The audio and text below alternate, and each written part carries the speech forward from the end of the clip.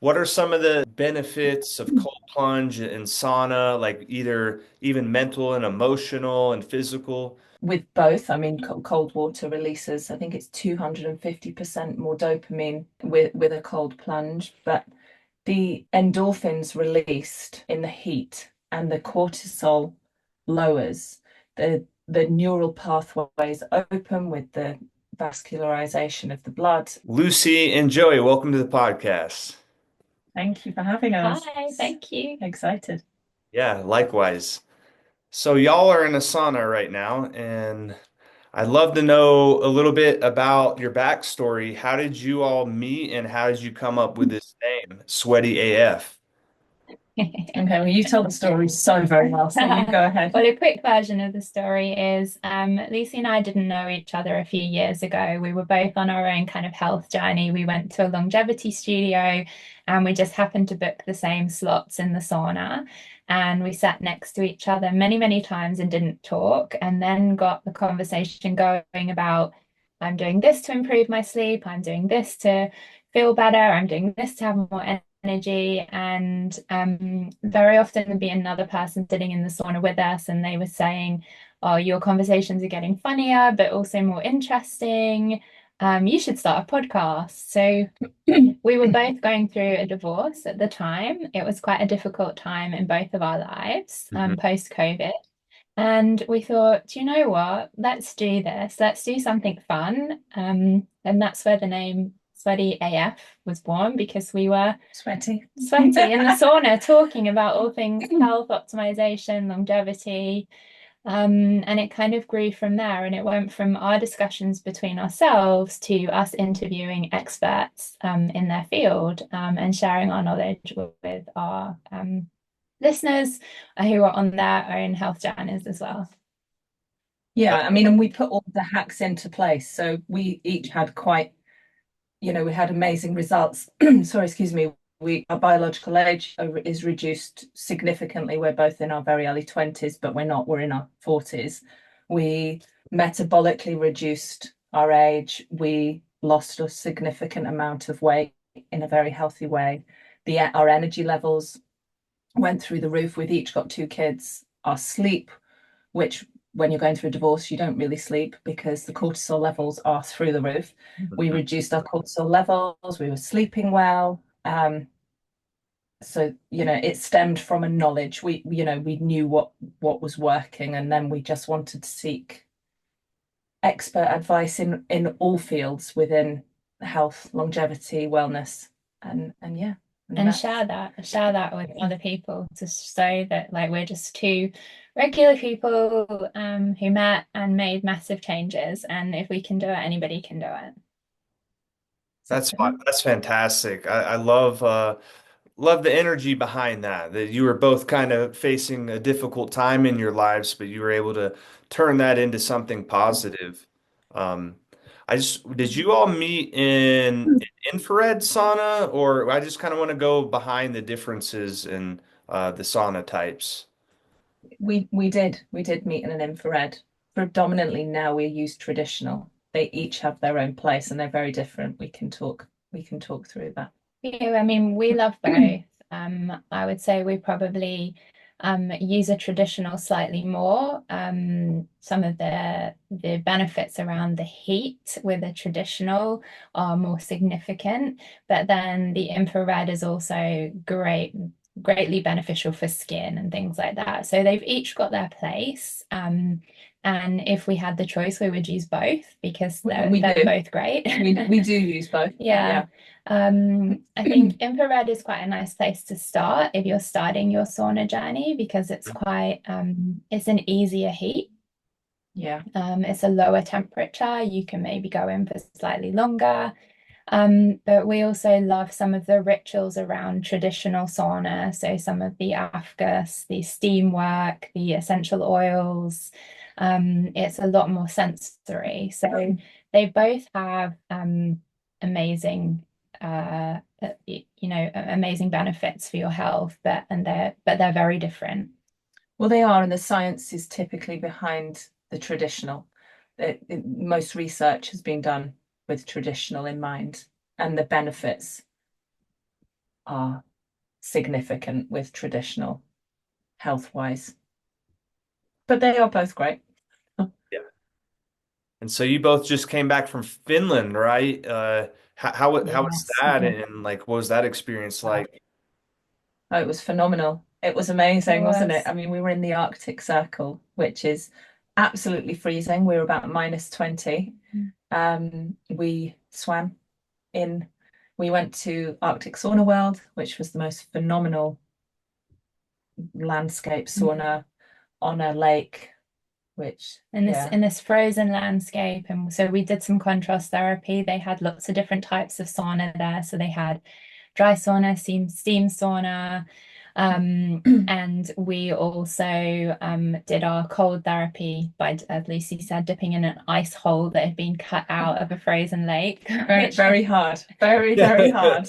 Yeah. Yeah. Used to it, but really hard. But Yeah. really, really nice because you have that extra benefit of being in nature as well. So you kind of going outside to get your cold therapy. We also had a bit of a roll around in the snow as well, which was an experience. Hard. I mean, it is the happiest country in the world, and you can, yeah, it is. You can the see lowest, why. you can see why. I mean, Yeah. it's just beautiful. They have more. So we had a sauna in our suite, in our hotel suite, and they have more saunas in Finland than they have cars. So, you know, it's our place. Yeah. We Our are happy we are place. very at home there. Beautiful. Definitely recommend it, going to Lapland. Yeah, and I think it's just the simplicity of things there that seem to make people so very happy. Taking time to do sauna, taking time to be with friends and family. The nature is amazing. Just the landscape was so beautiful. We saw the aurora whilst we were there. We were very blessed to see that. So yeah, it was magical. It was amazing. That kind of brings me into the next question I had was, do you have to be careful going from like freezing cold to like sauna? Is like, what does that look like? Um, I'd say if you haven't done it before, adapt. Yeah, Yeah. start slow. Because what we tend to do is like pre-warm a little bit before starting. If we're going into a very hot traditional sauna, which could be like 80, 90, 100 degrees Celsius, maybe have some tea or just pre-warm your body slightly so you're prepped to go into it. And then obviously thinking about the time that you're in there, we don't leave the ego at the door. It's the number one thing we say. Must leave the ego at the door. Be intuitive. Listen to what feels right. And this is a question we often get asked. What is your protocol? We actually do have a typical protocol because we've done it for a very long period of time, and our bodies are heat and cold adapted.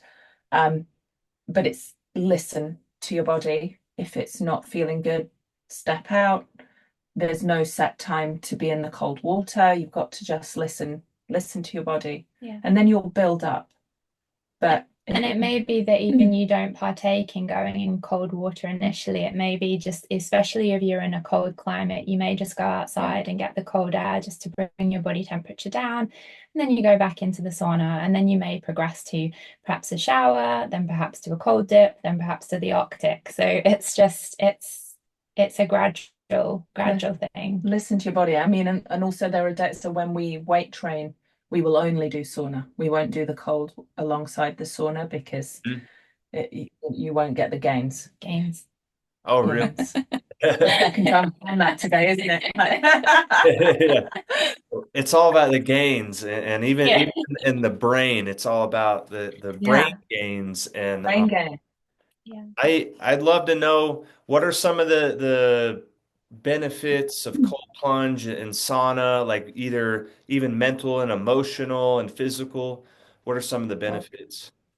So many. I mean, with both, I mean, cold water releases, I think it's 250% more dopamine with a cold plunge, but the endorphins released in the heat and the cortisol lowers, the neural pathways open with the vascularization of the blood. we had this conversation in the podcast today, actually, Yeah. with a very good expert. And what we were talking to her about was we've noticed something in that happens in the sauna that is people really open up to us and talk a lot more and become little bit more vulnerable. And we were kind of thinking, why is this? Is it because it's like this very safe, cozy space, or is there some kind of scientific reason behind this? And what she was saying that there probably is a reason there, a physiological reason behind this, and that's because your body relaxes, you feel in a more safe, your central nervous system feels safe, and then you have this dilation, you feel relaxed, you've got a bit more dopamine receptor going on, and so you feel a lot easier to speak to people. So we thought that was kind of cool that there's actually a reason behind it, and we just thought it was our amazing energy. It was our internet. I would say it's a combination, no doubt about that. So what about like as far as I don't know if you know of any studies when it comes to like long-term usage versus short-term usage. Yeah, there was a very long a study done in Finland over 20, and it was done over a period of 20 years. Just men, wasn't it, though? It was just men, yeah. It shows like dramatic reduction of all-cause mortality, of cardiovascular disease, really, really well-known study. And because it was done over such a long period of time, the results are considered to be very sound. So we know that for men, there's not as many studies in women. So this is something that we know there's emerging at the moment, and we're really excited to learn more about this because obviously women are not the same as men. No. And we work on a cycle, so we're kind of really interested that there's a bit more science coming out hopefully very soon on this. And there are lots of studies on sauna for all different reasons. I mean, for fertility studies, brain health studies, there's just so much going on. It's all really exciting. That's awesome. And perhaps you all can foster a study at some point. That'd be really cool. I feel like they should study us and figure out how we are biologically quite so young. I like to think it's because we know what we're doing. I think also on that, whilst we love science as well, and we place a lot of value on science, what we also like to just try and remind people is do something because it feels good for you. Like if you're feeling some benefit from it, if you feel like you sleep better, if you feel like you've got more energy, if you feel like your digestion works better, lean into that and do that. You don't need a scientific study to back up everything. If it's feeling good for you, like go for it. Well, yeah, because you will, if you feel better, your health will be better. I mean, this is something we're discussing quite a lot at the moment, is biohackers in particular put a huge pressure on themselves. We don't. We do what we know works for us, but there's a huge pressure to reach certain metrics, take X amount of supplements, do all these therapies, and we think that puts more stress on the body and the mind than actually just sticking with the basics and then adding on what for us sauna is our biggest add-on. But somebody else it might be cold plunging, for somebody else it might be red light works really well for them. So I think it's really important just to remind ourselves of that, because there's a lot of information out there on the internet and a lot of morning routines and evening routines, and it can just feel really, really overwhelming. Just feel everything, and if you feel good, do it. You'll be your health will be better. It's so true. People, it's like you don't see the forest for the trees. It's like, why are you even doing that in the first place? Well, of course you want to feel better. And when we feel better, we just show up as better people. And I just want to know, like, what are some common myths or misconceptions about biohacking and like what are some things that you'd like to debunk further? along this lines. And I think that would probably be the first one, is that Yeah. biohackers are really good Obsessive biohacker. Well, and they are obsessive, but for us, biohacking is starting with the basics. So nutrition, exercise, hydration, sleep. You have to have all of these in order before you bother to add anything on, because if you've not got the basics, there's not a supplement in the world that can help you feel good if you're not doing those four things. So we start from that, and I think there's misconceptions that all biohackers are like Brian Johnson, who is spending $2 million a year, and uh, where some biohackers like us just like to walk outside and get, you know, the sunlight on their face, and that it doesn't mean we're any less of a biohacker. No, Just means we are taking we're a different approach and a more intuitive approach. Yeah.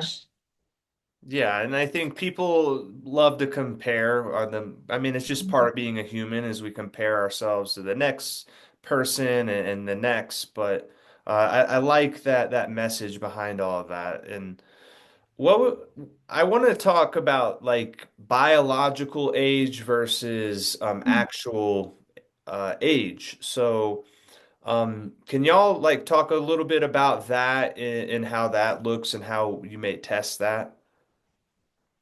You're the queen.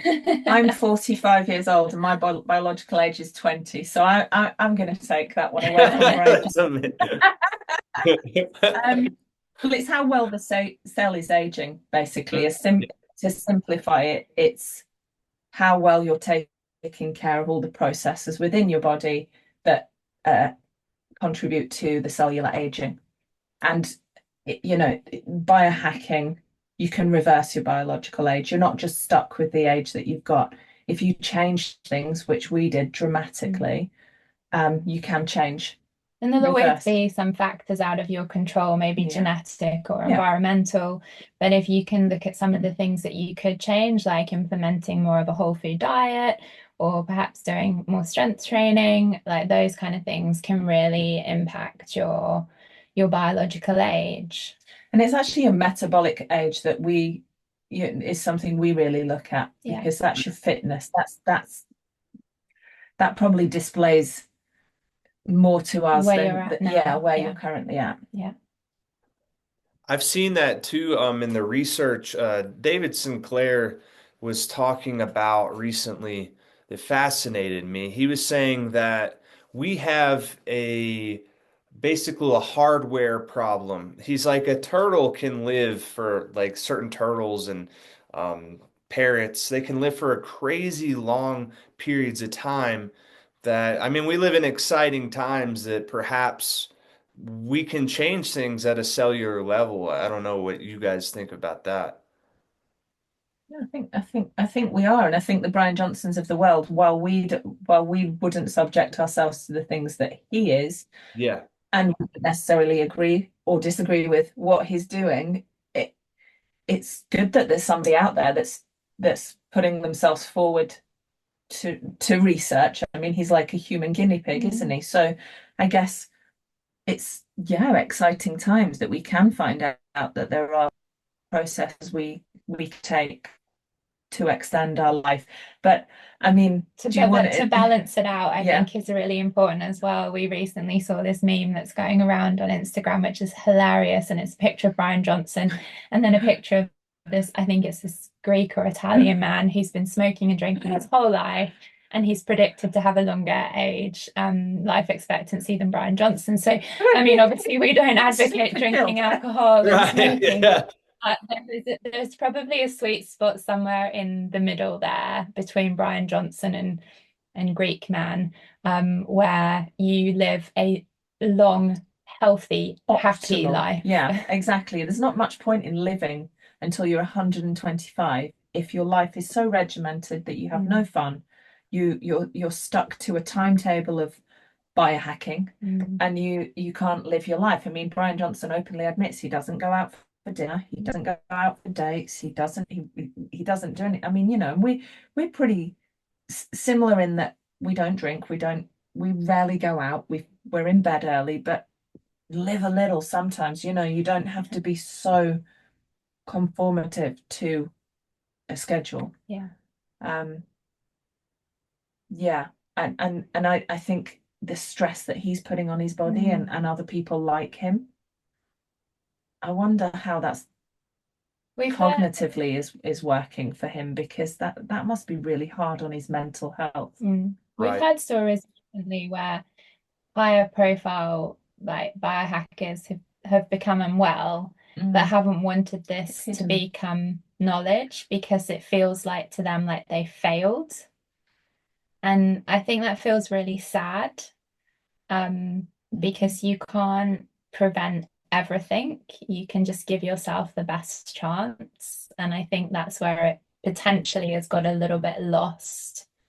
Yeah. Some of the positives of biohacking, I think, there's a dark side to it, I think. I think so, and I think it comes up when you have like the longevity Olympics, and they're all testing 4 times a year to have the slowest longest aging life. rate. Yeah. And the only person that's benefiting from that is the company that's constantly charging for all these tests. It just seems like an unnecessary stressor.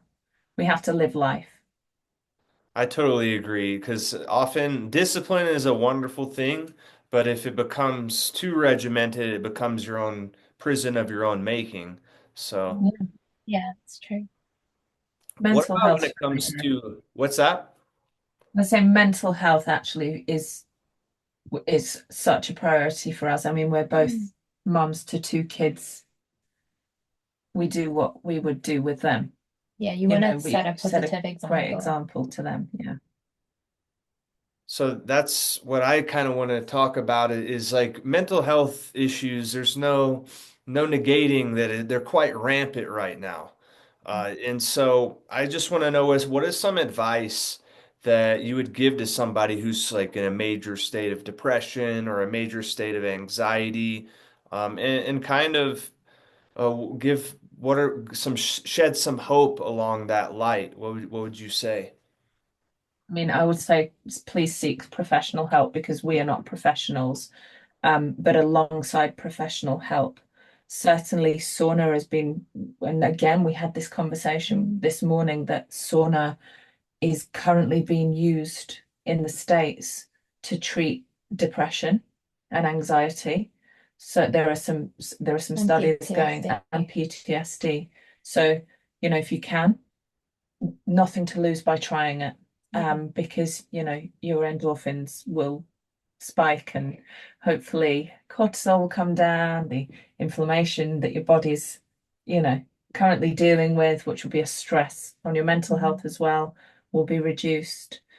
And I think Cold it's water is just, very good for mental health, actually. cold water is. I think it's just taking that one little step, no matter what it is. So whether it's to go into the sauna, to take a cold shower, to cook yourself a really nutritious meal, or to go out for a walk, I think it's just don't put too much pressure on yourself. Just take one little step and see how you feel. And I think it's almost self-fulfilling. You feel that little bit better, then you're perhaps more inspired to take a couple more steps. Yeah, and while neither one of us were suffering with depression, we were both very low points of our life. I mean, I can say I was very unhappy, Yeah. and it was just one step, and then another, and then another, and it is self-fulfilling. You start to want to do more. I mean, we've changed our entire lives, so our careers, everything in our life has changed, and there's not a day that goes by that we're not very fortunate that this is our job and we can incorporate it all within our job. Yeah. But I mean, and also community is so important. So reach out would be, speak to people. And have a little bit of gratitude if you can. Sometimes at your lowest points, it's really hard to find something that you're grateful for. But even if it's just, I'm grateful that the sun came out today, if you can raise your vibrational energy a little bit with a bit of gratitude, I think, for me personally, I think that goes a long way. Well, I say that to my kids. Yeah. And we definitely don't want to come across as preachy, because we know some people's lives are so incredibly difficult, and mental health is such a unique. Yeah, it is to each person, and but seek the help that you need, please. But baby steps. Baby steps, yeah. No pressure. Hmm. And would you give the same advice for somebody that really wants to chase their dreams and live a life with goals and stuff like that? Would you say start there as well? Because you two are I'd say what I say to Joey all the time. I say one thing to you all the time, don't Go I? on. You know, our life's fully changed. This is our full-time job. We pinch ourselves daily. We can't believe it. We love we love what we're doing. And sometimes we doubt ourselves. It's like, really? Because we're working a lot at the moment. And yeah. we do sometimes doubt ourselves. And then we'll say, why not? Why not us? That somebody's doing this. Why would we not be able to do it? So, yeah, if you want something, there's two answers in life. And if you don't try, you're automatically going to get one of those answers. So try. So you increase your chances by 50% by just By trying. That's so true. It takes courage. But because society, wants to put us in a box and but you really have to be persistent and move forward, believe in that dream. I heard this week. Uh, a mentor of mine, Greg Reed, said that he said people believe in their doubts and doubt their beliefs. But Very true. instead, flip that, believe in your beliefs and doubt your doubts. Yeah. That would be amazing. But I mean, we are programmed to think more negative thoughts than Yes. positives. It's a constant battle with your mind. Yeah. And we all get them. Yeah. And it's snapping out of it really quickly, I think. And that it can be a Sometimes tough battle. It is a daily battle. It's like I've reprogrammed my mind for years, and there's certain days I'll wake up and just be like, wow, like just a really shitty mood, Yeah, so it's so true. But I just think, like you said, you just keep going, right? Like there's no downside if you keep going. Yeah, you can't fail. You just can't. Yeah, like you said, when we first got on, we yeah. said we were feeling nervous about it. We're usually interviewing people, not being interviewed, and you said you can't fail, and that just really resonated with us. Yeah. Yeah.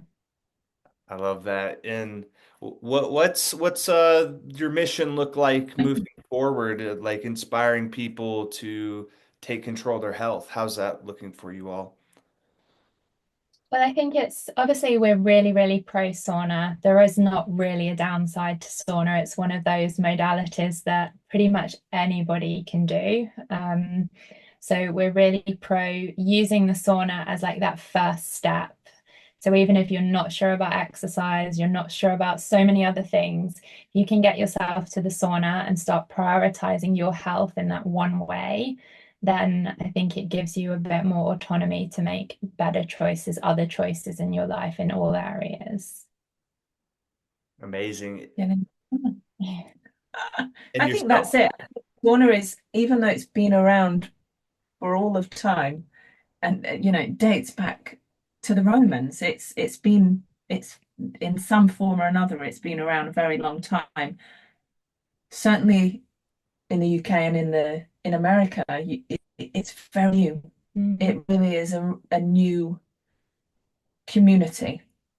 And I think the mission is to get the word out and get as many people. A really important point. This is an ancient practice. This happened in sweat lodges in South America. It's happened in saunas in Northern Europe.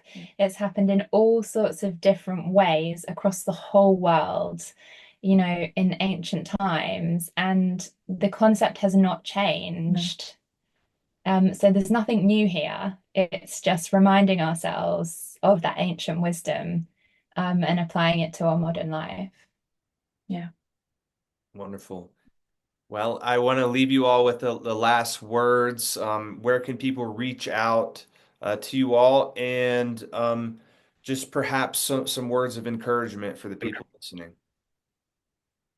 Sure. So you can reach us. We are at Sweaty AF Podcast on Instagram.